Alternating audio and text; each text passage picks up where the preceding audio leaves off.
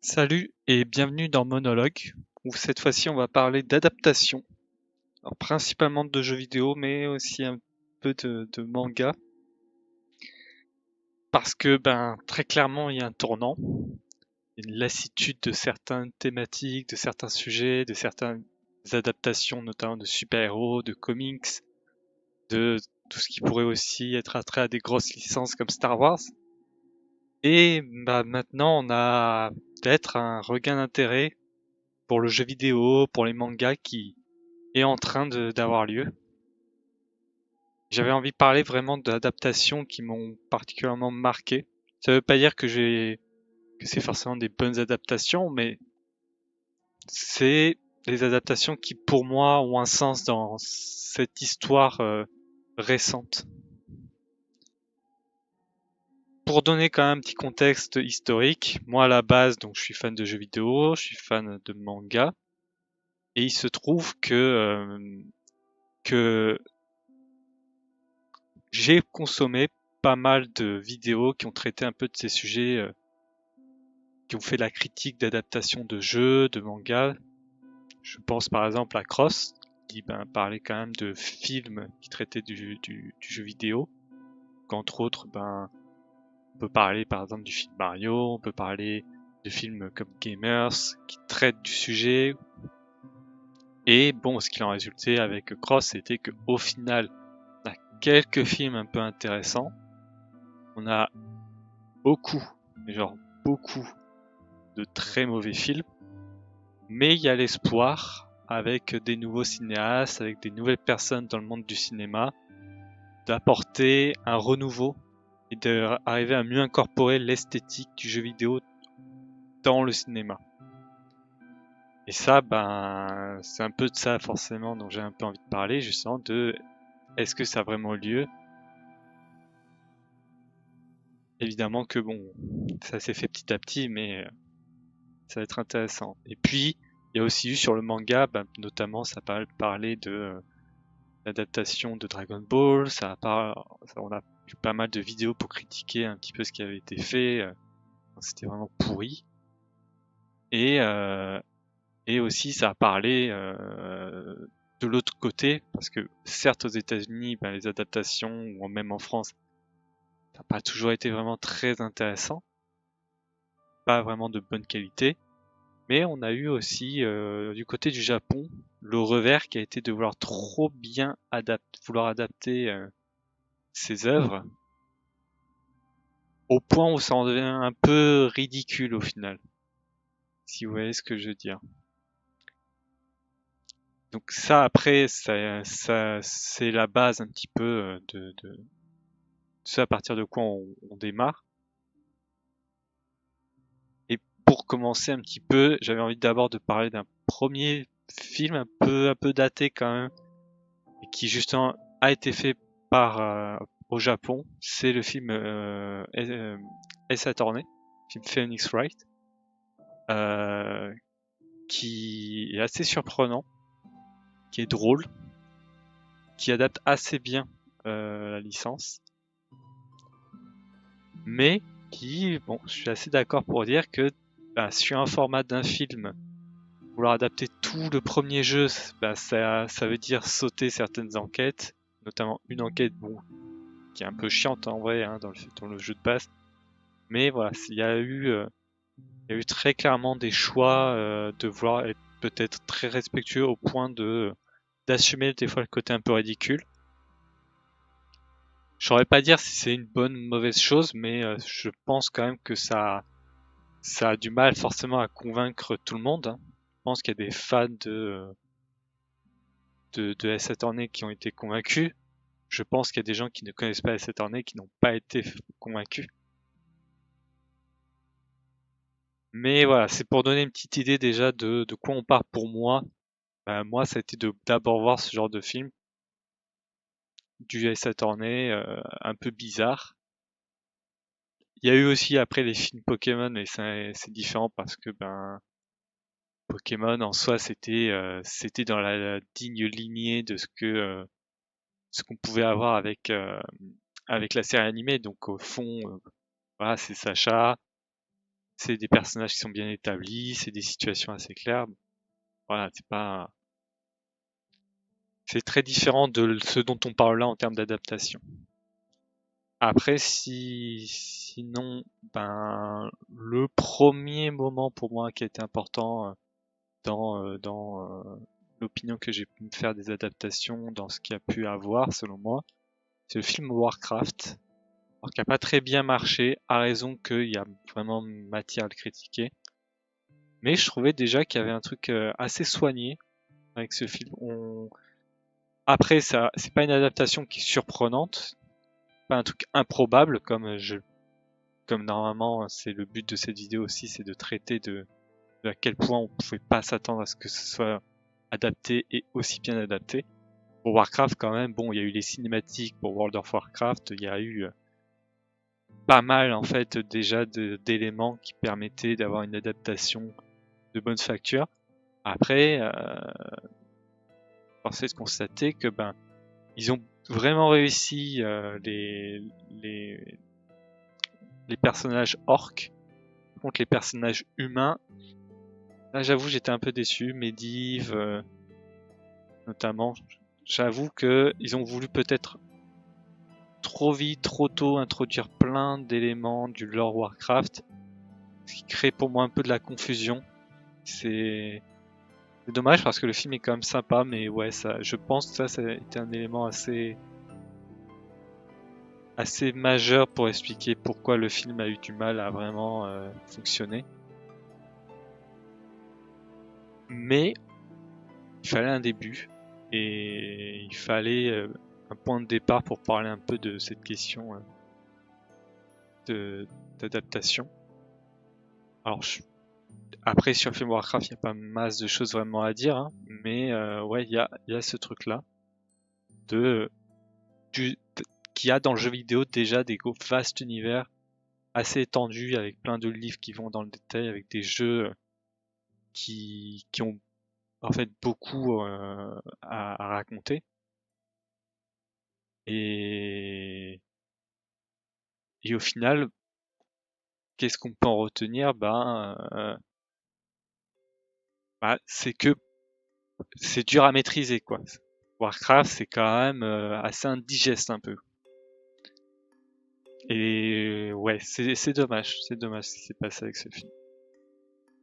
Alors après, qu'est-ce qu'il y a eu après Warcraft pour moi qui m'a vraiment marqué? Ça a été 2 films orientés mascotte, à savoir Détective Pikachu et le film Sonic.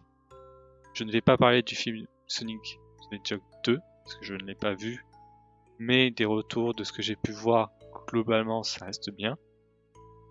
Moi, ça m'intéresse plus de parler de ce qu'il y a eu avant, parce que il y a une volonté, je trouve, avec ces films, Détective Pikachu et Sonic, même volonté de d'abord partir d'une mascotte, de d'abord partir d'un personnage Pikachu et Sonic, de les représenter de telle sorte à ce qu'ils s'insèrent vraiment dans notre monde, qu'un style réaliste qui était pour Sonic au départ très très mauvais. Heureusement qu'ils ont fait les corrections à temps, mais ouais, ça partait très mal, hein, avec vraiment ce style trop détaillé, trop proche du réel.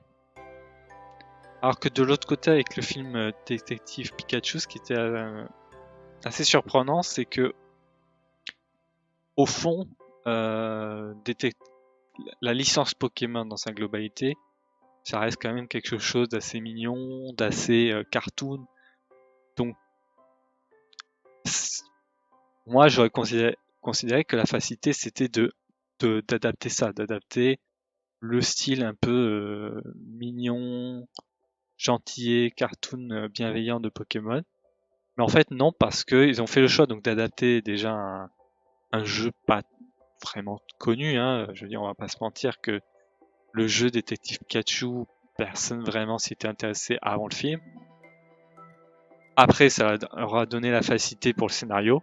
Quitte à ce que le scénario puisse être un peu prévisible, au moins c'est un polar, il y a un arc narratif très clair, bien structuré, donc ça te facilite un peu le boulot.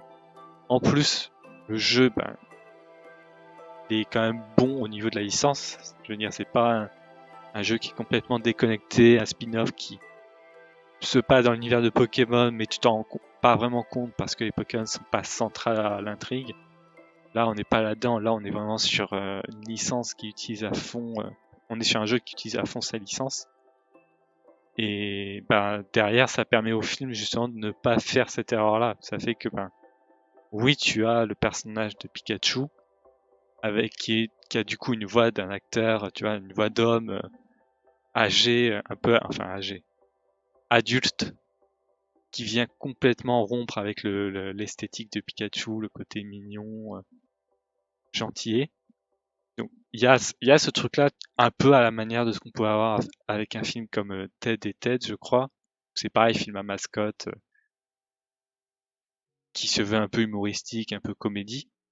On n'a pas forcément que ça en fait dans Détective Pikachu parce que justement il y a cette utilisation des Pokémon qui je trouve peut paraître simple mais qui au fond aurait pu manquer au film parce que c'est très facile pour des films à licence comme ça de juste bêtement prendre une licence et au final faire un film un peu cliché, classique, où les Pokémon auraient eu un rôle très secondaire, et là non, là ça a un rôle primordial dans l'histoire et c'est assez cool. Alors, au final, les vrais défauts de ce film, ça a vraiment été le scénario qui, au final, est vraiment trop prévisible, un peu cliché sur les bords. Et derrière, on a retenu, je pense, l'esthétique des Pokémon en elle-même, qui c'était pas gagné quand même. Hein. Je veux dire, arriver comme ça avec des Pokémon très réalistes, très monstrueux, moi je trouve ça un peu osé. Hein. Alors, certes, on pourrait parler après au fond, il y avait déjà des fans qui avaient un peu imaginé à quoi ça ressemblerait. Il y a le fait qu'on peut aussi parler que pour le grand public, ça reste quand même plus simple d'avoir des représentations réalistes. Mais moi, ce que je retiens, ça reste quand même que ça reste pas si évident que ça à gérer. Hein. Moi, je pense qu'il y a plein de gens qui s'attendaient à trouver le film peut-être un peu moche, à trouver les Pokémon pas très beaux, alors que c'est pas ça qui a vraiment été reproché. Hein. Vraiment le scénario, pas les Pokémon. Et ça, c'est un très bon point et ça donne l'idée de continuer à avoir une licence Pokémon au cinéma dans un style live action. Ensuite, après Détective Pikachu, donc j'ai un peu parlé, il y a le cas donc de Sonic. Où là, le premier film Sonic, ça reste un film mascotte. Road movie, buddy movie, tout ce que tu veux, peu importe dans quel cliché États-Unis, ça reste un film mascotte. L'univers de Sonic, au final, il est vraiment pas bien représenté dans ce film. Alors ça n'empêche qu'il y a quand même des éléments sympas, quoi. T'as quand même la sensation de vitesse du personnage, ça reste un film léger, un peu marrant. Mais ouais, on s'enlèvera pas du fait que où est vraiment le personnage de Sonic là-dedans, où est l'univers de Sonic là-dedans. Ça reste très sous-représenté dans le film. Et c'est dommage. C'est vraiment dommage. Je sais que la suite a l'air d'avoir globalement assez bien corrigé ces problèmes-là, mais ça aurait été bien que dès le premier, il y ait eu cet élan un peu à se poser les bonnes questions sur comment faire un bon film Sonic. Quels sont les éléments vraiment importants. Parce que là, c'est vrai que moi je trouve en tout cas que c'était pas le cas dans ce premier film. Il n'y avait pas eu cette attention. Mais bon, après, c'est pas important parce que derrière, c'est un peu là où vraiment pour moi il y a quelque chose, il y a un vrai tournant. On est vraiment dans de l'adaptation qui m'a surpris. C'est avec la série Arcane. Alors je sais qu'il y a eu d'autres séries jeux vidéo, qu'il y a eu d'autres trucs avant Arcane, mais Arcane c'est fou. Arcane c'est fabuleux en termes d'histoire, en termes d'univers, en termes d'animation, des plans, il y a il y a vraiment eu un avant et un après Arcane pour moi, dans le sens où bah, Arcane, c'est une série où en fait tu te poses même pas la question de adaptation, pas adaptation, tu t'en fiches en fait, t'es vraiment pris dans l'univers. Moi, Arcane, je connaissais pas du tout l'univers de League of Legends.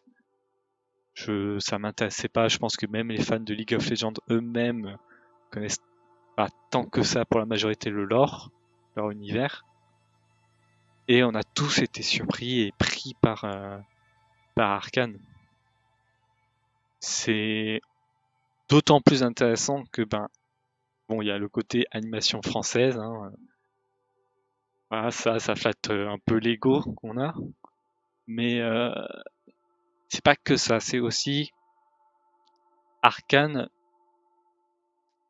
C'est pas un petit succès quoi. C'est surtout ça qui est important d'avoir en tête.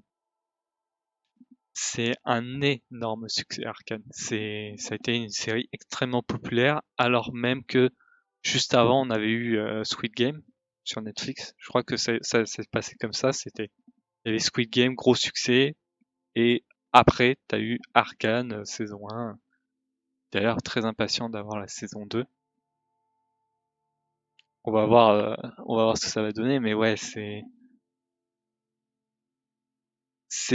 même aussi un peu révolutionnaire dans le milieu de l'animation, au vu des plans, au vu de comment ça a été fait, au vu de à quel point il y a très peu de réutilisation, ce qui est pourtant un classique hein, en animation. On utilise un peu des frames, on essaie de d'économiser. Et avec Arcane, ça a été l'inverse. Avec Arcane, c'est ce plan, il a besoin qu'on fasse ça, on fait ça, point. On est créatif, on essaie toujours d'avoir des nouvelles idées de comment représenter des personnages, des émotions. Et ça, ouais, ça c'est fou en fait. On a pas ça normalement. On a vraiment pas ça, et encore moins pour du jeu vidéo. Et c'est là où on voit vraiment que oui, il fallait ce tournant en termes de génération, de personnes qui ont grandi avec les jeux vidéo. Parce que ouais, ça te donne ça en fait. En résultat, ça te donne une des meilleures œuvres qu'on a eues ces dernières années. En termes de séries, en termes d'animation, tout ce que tu veux. C'est rassurant. Hein. C'est clairement rassurant et ça donne espoir pour voir d'autres choses de ce genre. Et justement, en parlant de d'autres choses de ce genre, ben, voilà, cette année, il y a eu quand même 2 adaptations pour moi qui ont été, qui m'ont, qui m'ont surpris, surtout dans le sens où je considérais qu'en termes de difficulté de choses à adapter, là c'est le top, quoi. Là, on est vraiment sur ce qui paraît le plus improbable à adapter. C'est vraiment la raison pour laquelle en fait je voulais faire vraiment ce monologue. Je voulais parler évidemment quand même de d'autres films, de d'autres séries, de tout ce que j'ai pu parler avant. Ça c'est intéressant, mais j'ai bien compris. Tout ça je survole parce que le gros sujet, c'est ce qu'il y a eu sur l'année dernière 2023, ce qu'on a eu avec déjà pour commencer le film Mario. Et là c'est pas rien. Et là, je repense toujours à cet épisode de Cross, le premier Cross qui traitait du film Mario Bros à l'époque. C'était tronc. Et la conclusion qui était, Mario, c'est du gameplay, c'est un univers de gameplay. On le comprend au travers du gameplay. Ça n'a pas de sens, en fait, d'adapter Mario au cinéma. On peut pas comprendre c'est quoi le plaisir de la plateforme, du parcours, des power-ups, on peut pas le comprendre. Et moi, à l'époque, ma réflexion, c'était, je suis d'accord avec ce que tu dis, mais je suis sûr qu'il y a un entre-deux qui peut être trouvé avec une manière de représenter l'univers un peu façon film Pixar, film Disney, grand public, où au fond, on va pas se poser la question de est-ce qu'on arrive bien à représenter les sensations de gameplay. Non, là le but c'est de créer un univers un peu cohérent, magique, merveilleux, qui peut plaire à un public de masse, qui peut plaire à des enfants, à des parents. Et j'ai un peu l'impression qu'on a eu ça avec ce film. Alors, encore une fois, hein, t'es pas parfait, il y a des trucs qu'on peut revoir. Hein. Le fait que le film est peut-être un peu trop court, ce qui fait que ça a un impact sur le développement des personnages, des arcs narratifs, que le film au final il a du mal à vraiment raconter quelque chose. Mais moi je me dis, ces critiques sont valables, mais de quoi on part quoi? On part quand même de Mario, c'est un plombier qui saute, et on comprend ce truc là de sauter, parce que en fait c'est du gameplay et c'est ce plaisir là de vouloir sauter qui nous intéresse.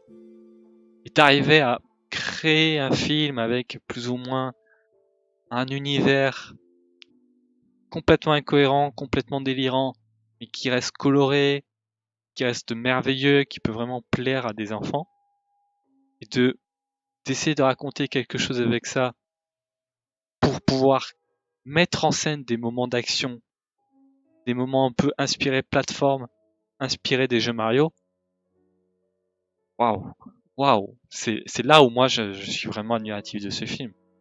Et après coup, maintenant, ça devient facile pour n'importe quelle personne, même les plus critiques de cette idée de faire un film Mario, de s'imaginer, ah mais en fait moi ce que j'aimerais pour un film Mario c'est un truc plus expérimental, avec un côté orienté parcours, un film où il n'y a pas de dialogue, où c'est juste Mario qui avance de niveau en niveau, de mettre en scène comment il évolue dans des parcours, comment il utilise des power-ups. C'est-à-dire que maintenant on peut s'imaginer des trucs comme ça, parce qu'on a eu ce film qui donne plein d'idées en fait créatives, plein d'idées sur comment représenter Mario au cinéma.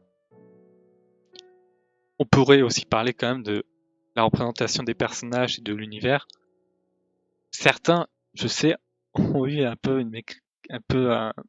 comment dire, ils ont eu du mal à comprendre pourquoi il y a eu certains choix qui ont été faits. Genre par exemple, sur le personnage de Bowser et sur tout ce qui serait rattaché à Bowser, donc le château, ses sbires. Et alors que moi je me dis, c'est exactement le Bowser que je m'imagine. Dans son côté un peu sérieux par moments, vrai monstre dangereux, mais aussi dans ses moments beaucoup plus loufoques, beaucoup plus drôles. Je veux dire, quand tu vois la fin de Mario Galaxy, quand tu vois la fin de Odyssey, quand tu vois le personnage dans les Paper Mario, dans les Mario et Luigi, en fait, moi il y a un côté où je trouve que le personnage de Bowser est vraiment bien fidèle à l'univers. Alors certes, si on s'arrête un peu uniquement sur les Mario Bros principaux, sur les 2D, je comprends en fait la déception qu'il peut y avoir. De se dire, on aurait aimé peut-être un Bowser plus méchant, moins cartoon. Mais en fait, non, moi je trouve qu'au contraire, Jack Black, je trouve que même si a raison la critique de dire que c'est un peu Jack Black, on ressent le côté Jack Black dans le Bowser, moi je me dis, c'est pas ça en fait. C'est plutôt que Jack Black est parfait pour le rôle de Bowser, parce que Bowser, c'est ce côté-là un peu à la fois méchant, mais aussi un peu marrant, un peu de la pitié pour lui. C'est là où moi je trouve qu'il y a une force avec justement ce film, c'est d'arriver à réunir plein d'éléments qui sont issus de différents jeux, même des trucs un peu particuliers qui normalement sont très secondaires, mais qui là participent vraiment à caractériser les personnages. Moi je dis ouais c'est ça en fait qu'on veut. Typiquement, associer de la musique métal à Bowser, ça va pas nulle part. Hein. C'est pas un choix en fait qui a été fait parce que oh là là Bowser il a des pics, il a un collier avec des pics, des bracelets et autres, oh là là métal. Non, c'est parce qu'en fait si on creuse un peu plus dans la galaxie de jeux des Mario, en fait Bowser est déjà rattaché au métal. Hein. Moi par exemple je pense à Mario Strikers Charge Football qui a une excellente BO. Et en fait, chaque personnage, chaque capitaine a plus ou moins un thème qui façonne une identité. Par exemple, Luigi, tu sens les sonorités un peu espagnoles, tu sens le côté latino de Luigi. Wario, tu sens l'inspiration plus musique allemande. Enfin, cliché allemand, faites de la bière, ce genre de choses. Tu vois le côté hindouiste zen de Diddy Kong. C'est des choix qui, en soi, n'ont pas forcément trop de sens que au travers de ce jeu. Mais moi, j'aime bien en fait l'idée d'assumer des fois une identité pour des personnages au travers notamment de la musique. Et donc, justement, dans ce jeu, Bowser, lui, son genre musical, ce à quoi il est associé, c'est le métal. Et moi, je trouve que ça marche bien. Pour le côté vraiment tête brûlée du personnage, moi, je trouve que ça marche très bien. Autre facette assez forte du film, c'est de faire un tour d'horizon de pas mal d'aspects de l'univers de Mario. À savoir, oui, voilà, tu as d'un côté l'ancien Mario, donc avec l'arcade, Donkey Kong, le jeu d'arcade Mario Bros, tout ce qui va être un peu rattaché à l'esthétique Game & Watch, jeu de la NES, avec des jeux qui se déroulaient en fait dans des environnements inspirés du monde réel. Hein. Donc t'as vraiment ce truc là, notamment au début du film. Tu vas avoir le royaume champignon dans son côté le plus merveilleux, donc très inspiré là des New Super Mario Bros, de Mario 3D World, un peu aussi quand même de Mario 64. Voilà, ce truc qui fait très très conte pour enfants, je trouve. Tu vas avoir à un moment donné les châteaux de Bowser, l'esthétique qu'il a va rappeler les châteaux de manière générale dans les jeux quand ils sont. Voilà, là, il n'y a rien à dire vraiment de très surprenant. Tu vas avoir un petit peu aussi les niveaux aquatiques. Tu vas aussi avoir les niveaux qui sont directement inspirés de certains niveaux de jeu en particulier. Tu vas avoir aussi, forcément, parce qu'il faut parler des licences, tu vas avoir un moment un peu Luigi Mansion. Tu vas avoir Donkey Kong Country très précisément. Tu vas avoir Mario Kart. Et moi, je trouve ça assez fort en fait de déjà donner à l'idée que ouais, on peut explorer vraiment l'univers Mario et on peut même imaginer une galaxie de films, tous un peu se déroulant dans ce même univers, mais avec à chaque fois une histoire différente, des personnages principaux différents. Et ça se voit très très bien justement dans les choix qui ont été faits. C'est genre s'il doit y avoir un deuxième film, ça va être tourné autour de Yoshi, logique, hein, Mario World, c'est un truc énorme. Il y a matière à faire énormément de choses autour du personnage qui est très connu. Mais de l'autre côté, on voit qu'au niveau des parcs Universal, l'ajout après avoir eu la partie Mario qui a été rajoutée, ça a été maintenant de créer la partie Donkey Kong. Parce que Donkey Kong Country, c'est un truc qui peut être intéressant, autant en termes de cinéma que d'attraction. Et ouais, ça c'est prometteur. C'est prometteur, mais c'est même rêveur. Moi, je sais que je suis fan de Nintendo et à un moment donné, j'étais très fan aussi du MCU. Et comme beaucoup, tu vois le film Avengers, t'es fan de Nintendo, tu repenses un peu au film, un peu à ce qu'il y a pu y avoir en termes de jeu. Tu penses à Smash Bros. Et tu repenses à l'émissaire spatial dans Brawl. Et ouais, il y a un peu ce côté de peut-être qu'on est sur le début de l'univers cinématographique de Nintendo, où tu vas avoir un film Mario, un film Zelda, tu vas avoir un peu les différentes licences qui vont être exploitées au travers de films, et puis tu vas avoir le film Smash Bros qui va tous les réunir. Et ouais, ça c'est rêveur, parce que moi je repense l'émissaire spatial. Quand tu revois sur YouTube que tu prends des compilations de toutes les cinématiques, ça te fait un film, quoi. Il y a un bon film, il n'y a pas de dialogue, et pourtant c'est frénétique, tu comprends l'histoire, tu comprends les enjeux, t'arrives vraiment à voir les personnages avec les émotions qu'ils ont, avec des séquences d'action phénoménales qui te hérissent les poils, parce que genre, je suis désolé, mais quand t'as la cinématique du Albert qui est détruite, avec tous les vaisseaux qui en ressortent, Kirby avec le Dragoon qui va détruire l'énorme canon. C'est incroyable. C'est un moment incroyable.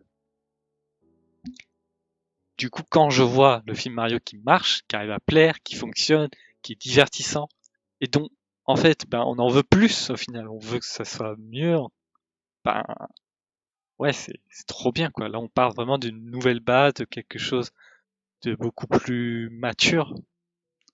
Alors, après, ça n'enlève pas certains éléments qui, forcément, ouais, moi je comprends que ça déçoit.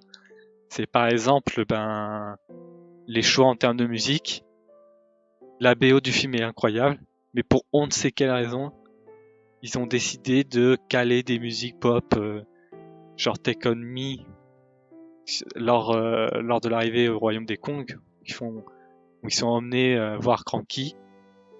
Cette séquence-là, ils ont mis Take On Me, alors que dans la BO d'origine, dans ce qui était prévu, t'as une musique incroyable, qui a un remix de Donkey Kong Country, du thème principal.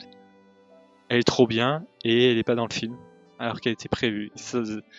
C'est des trucs, voilà, très, très illumination, où ils ont voulu faire un film comme eux ils font, avec leur humour qui est pas toujours très pertinent, c'est encore moins pour du Mario, avec leur gimmick, avec l'utilisation des musiques. Et ouais, je trouve ça dommage. Moi je me dis, il faut assumer à 100% le fait que tu fasses un film Mario, pas que tu fasses juste un film grand public d'animation, mais vraiment un film Mario. Et je me dis, j'aurais presque aimé que ce soit Pixar qui fasse ce film, quoi. Parce qu'eux, ils auraient peut-être mieux réussi de ce côté-là. Mais au moins, là, on est sur quelque chose de beaucoup plus ambitieux qu'on a pu avoir, et surtout, on a un bien meilleur traitement, quoi. Là, on est sur un film Mario qui a été fait par des gens qui aiment Mario, qui sont fans, et qui voulaient à un moment donné faire plaisir aux fans. C'est pour ça qu'il y a des easter eggs partout. C'est pour ça que la BO reprend énormément d'éléments des jeux Mario et l'incorpore d'une manière harmonieuse, dans un style symphonique orchestral, mais toujours en essayant aussi d'avoir une identité propre au film, avec des thèmes originaux. C'est fabuleux. Et ouais, il faut parler à un moment donné de cette DA, quoi. D'arriver à trouver le juste milieu entre un film d'animation avec des personnages très expressifs, et de l'autre côté, arriver à garder aussi l'esthétique très ronde, très cartoon des jeux Mario. Et ouais, là c'est fou ce qu'ils ont réussi à faire. C'est le point qui était essentiel en fait du film, c'était d'avoir vraiment une esthétique qui puisse bien représenter l'univers. Donc voilà selon moi vraiment en termes d'adaptation qui apporte un véritable tournant, un véritable changement. Ouais, faut à un moment donné, il faut vraiment parler du cas du film Mario. Moi, ce que j'espère, c'est que derrière, ça va suivre, quoi. Je sais qu'il y a déjà un film Zelda qui est prévu. Je sais qu'il y a un film Minecraft. Là, j'ai un peu peur, j'avoue. J'ai un peu peur en plus du fait qu'ils veulent absolument faire du live action.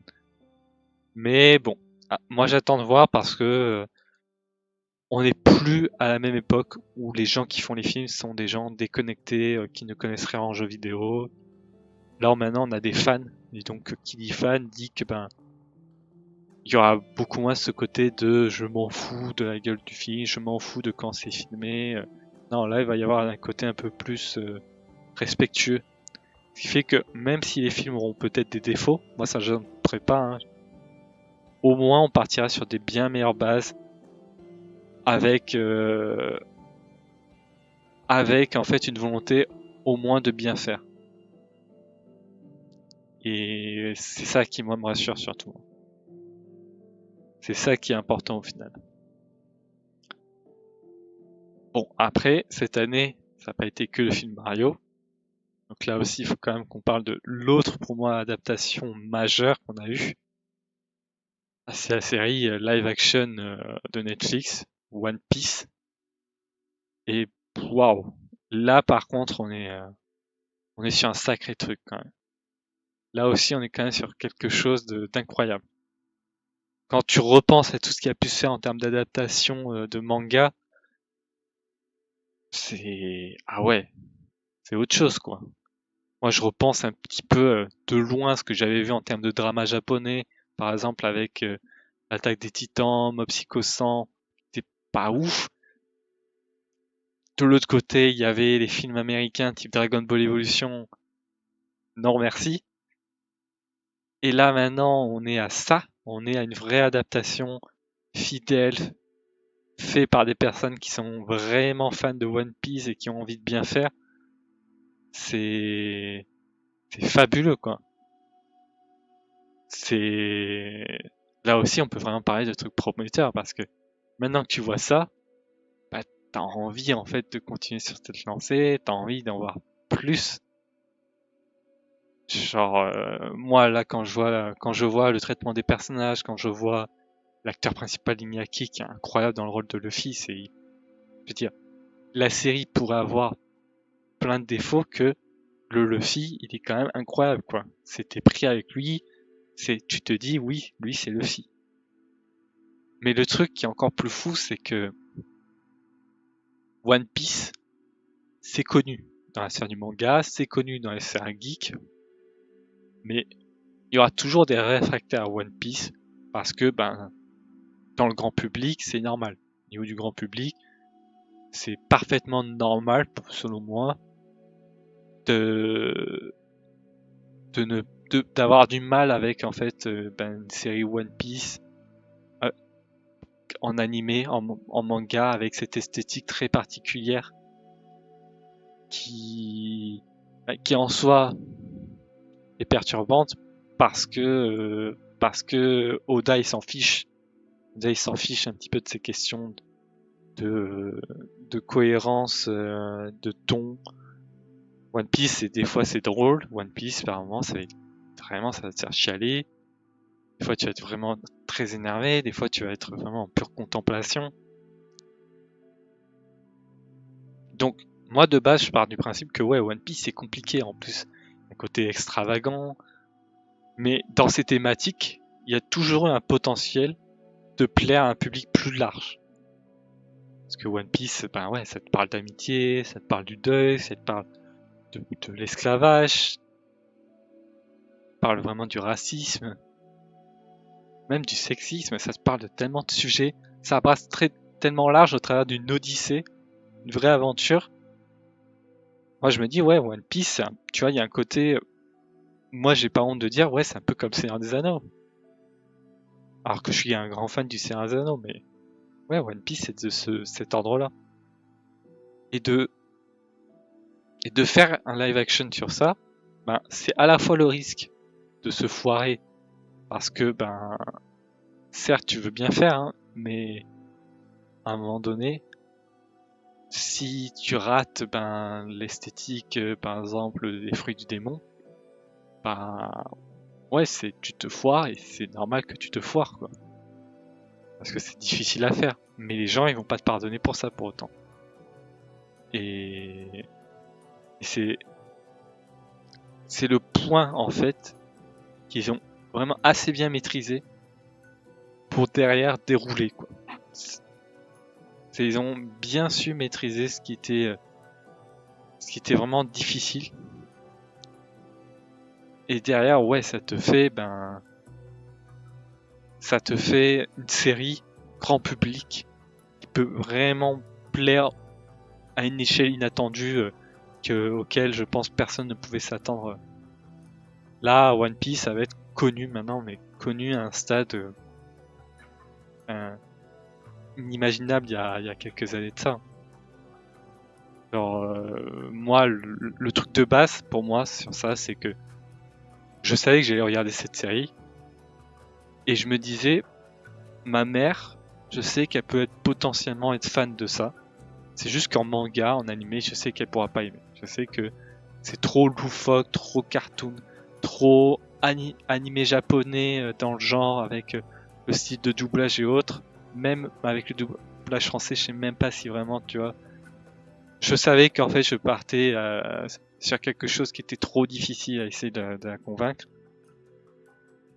Alors que dans les thématiques, ouais, moi je sais que One Piece, ça lui plaît, mais ouais, facilement en fait. Je me dis, c'est évident en fait que One Piece ça peut lui plaire.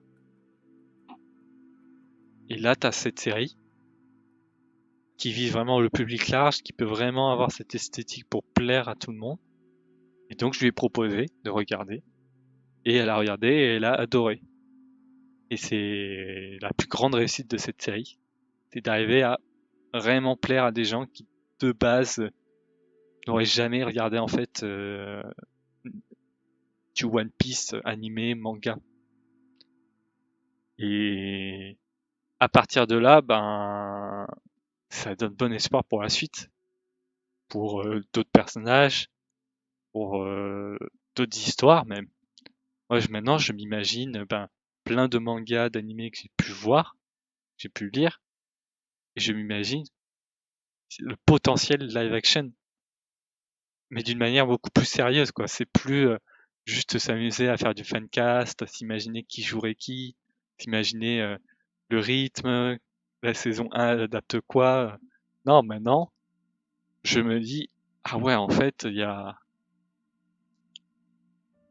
a moyen, en fait, de, de plaire d'une manière qui est tellement évidente.